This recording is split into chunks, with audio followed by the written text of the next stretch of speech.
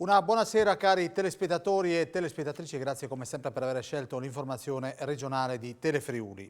Nelle ultime 24 ore sono già 2 le persone che sono risultate positive al Covid con la variante Omicron e si tratta di un 36enne di Cormons contagiatosi a Milano e di una friulana 26enne in rientro dalla missione umanitaria.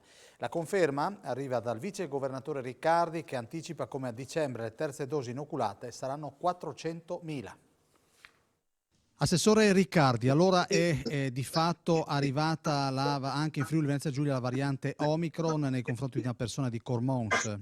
Sì, è la conferma di una persona dell'85, ieri sera è stata certificata, ma pochi minuti fa è stata registrata anche la seconda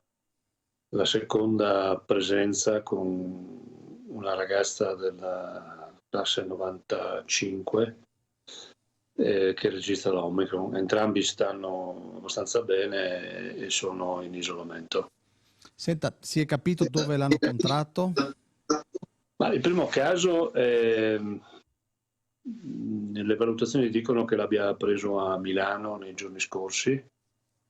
L'altro invece arriva da una missione umanitaria, aveva anche un tampone negativo alla partenza. Senta, quanto la preoccupa questa evoluzione? Dobbiamo proseguire la chiamata alla terza dose che a dicembre contiamo di realizzare in 400.000 somministrazioni e proseguire con le altre nel mese di gennaio e febbraio. Quelli che qualche settimana fa dicevano la gente come noi non molla mai, adesso sta andando a vaccinarsi, c'è sempre tempo per redimersi.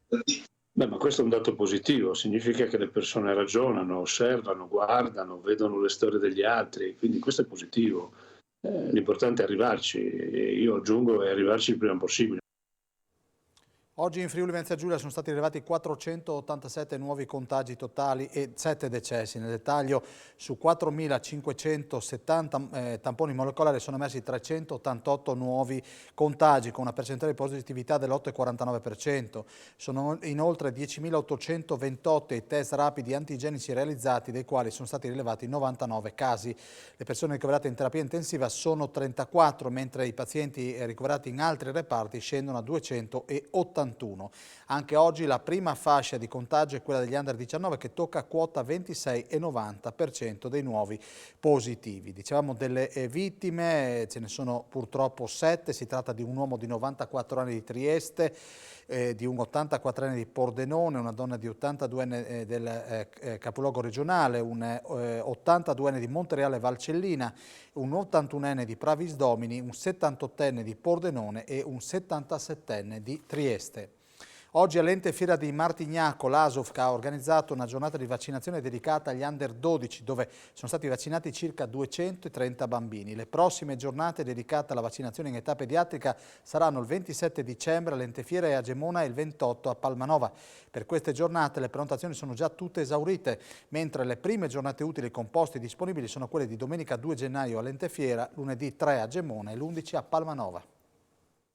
Per le vaccinazioni pediatriche negli spazi esterni dell'Ente Fiera di Martignaco sono a disposizione dei più piccoli anche gli animali di fattorie sociali che da anni collaborano con ASO-FC in progetti di pet therapy. Per l'inoculazione agli under 12 è stata superata la quota di 3.000 prenotazioni. Oggi c'erano 230 bambini e soprattutto anche bambini in collaborazione poi anche con quelli del Burlo. Stiamo ampliando anche appunto questo padiglione dedicato a loro e quindi sicuramente apriremo a breve anche altri giorni. Per bambini dai 5 agli 11 e dai 12 in poi, chi compie gli anni prima dei 12 anni può fare la dose dai 5 agli 11 e farà richiamo sempre utilizzando la dose pediatrica che è pari a 1/3 di quella dell'adulto. Lei consiglierebbe a chi ha un bambino più piccolo di 12 anni di fare quella dose? Assolutamente sì. Un bambino che ha avuto il Covid, quanto tempo può fare il vaccino? Dopo i 3 mesi e possibilmente dai 3 ai 6 mesi e comunque entro l'anno dalla positività sarebbe raccomandabile facessi almeno una dose di vaccino. Una mamma che ha deciso di vaccinare il proprio figlio, perché questa scelta?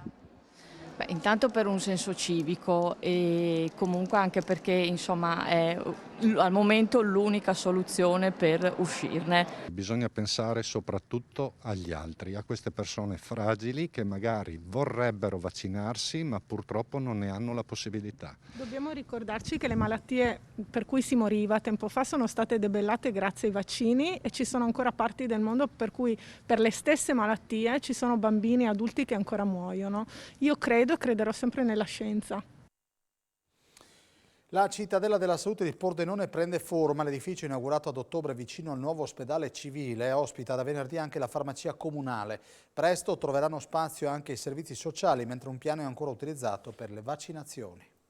La cittadella della salute di Pordenone prende sempre più forma. Inaugurata la farmacia comunale come esempio di integrazione sociosanitaria, restano da riempire gli spazi che al momento sono ancora vuoti. Dipenderà molto dal Covid. In questo momento i primi 2 piani sono già occupati dai servizi dell'ASFOC, dell'azienda sanitaria. Manca il terzo piano che deve ospitare una parte dei servizi sempre afferente alla persona, quindi domiciliarità, infermieri, dei servizi sociali dei comuni. In questo momento il piano non è occupato, l'abbiamo lasciato libero per garantire più spazi per le vaccinazioni, quindi dipendentemente dall'andamento del Covid e dai bisogni vaccinali, quello spazio potrà essere prima o dopo occupato. Noi prevediamo di entrarci intorno a marzo o aprile, speriamo che la situazione Covid migliori e quindi ci consente di entrare il prima possibile. Si profila dunque la realizzazione di un polo sociosanitario integrato col nuovo ospedale e la struttura per le cure intermedie che sarà ottenuta dalla riqualificazione del vecchio ospedale cittadino.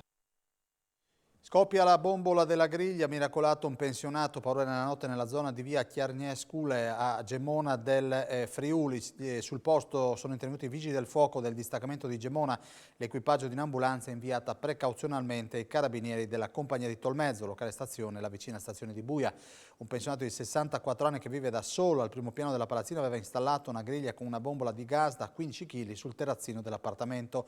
Nel cuore della notte, per causa in corso di accertamento, si è verificata una fuga di gas e la vicina caldaia oppure l'impianto elettrico esterno con una scintilla hanno innescato una fiammata che poi ha fatto esplodere la bombola. Notevoli i danni, il violento spostamento d'aria ha lesionato il parapetto del terrazzino. Colpo in un'abitazione di Manzano dove il giovane proprietario che si era allontanato solo per qualche ora per fare delle commissioni rientrando ha trovato la casa sopra. Sono stati rubati strumenti da lavoro e tecnologici e anche qualche gioiello in oro. Il danno si aggira attorno ai 6.000 euro. I ladri hanno spaccato la finestra riuscendo a penetrare nell'alloggio. Colpo da 25.000 euro invece in una casa di Codroipo dove la notte scorsa, approfittando dell'assenza dei proprietari, i ladri hanno rubato monili in oro, denaro, contante e altri preziosi che erano custoditi all'interno di una cassaforte. La morte di un ragazzo marocchino tra le mura del CPR di Gradisca di Sonzo ha mosso una 60ina di persone a radunarsi oggi pomeriggio di fronte ai cancelli della struttura. Basta morti di Stato, questo il grido dei manifestanti. La richiesta di conoscere cosa sia successo al ragazzo marocchino uccisosi qualche settimana fa all'interno delle mura del CPR, ma anche ribadire con forza la contrarietà all'esistenza di strutture come quelle ospitate nell'ex caserma Polonio di Gradisca di Sonzo.